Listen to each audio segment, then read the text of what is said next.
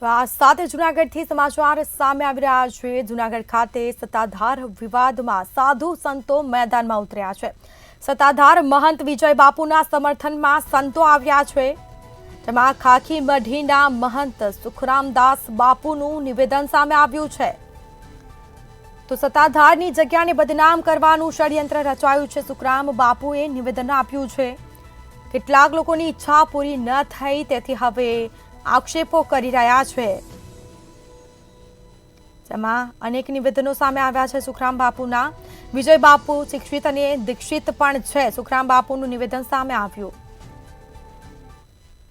સત્તાધારની અંદર જે વાદ વિવાદ ચાલે છે એ વાદ વિવાદમાં જે અમુક લોકોએ જેમની જરૂરિયાત ત્યાં સત્તાધારથી પૂરી નથી થઈ એવા લોકો સત્તાધારને બદનામ કરવા માટેના કોશિશ કરી રહ્યા છે।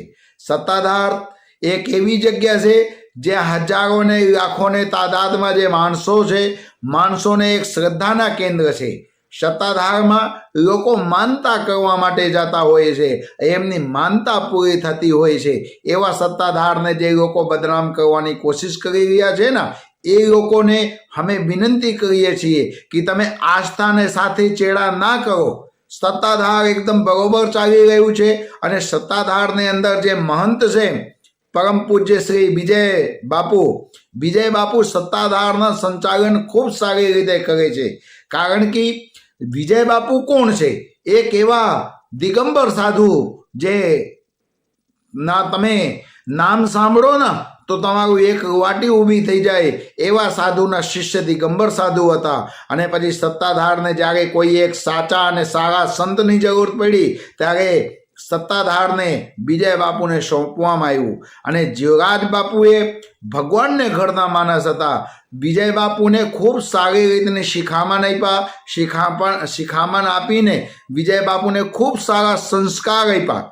વિજય બાપુ એક એવા સંત છે જે શિક્ષિત છે અને દીક્ષિત છે। શિક્ષા અને દીક્ષાને સાથે વિજય બાપુએ સત્તાધારના ખૂબ સારો વિકાસ કરે છે। ત્યારે વિકાસમાં અડચણ ના બનો, ધર્મને તમે બદનામ ના કરો। વિજય બાપુ ખૂબ સારી રીતની ત્યાં સત્તાધારની અંદર સેવા કરીને સમાજ સેવા કરે છે।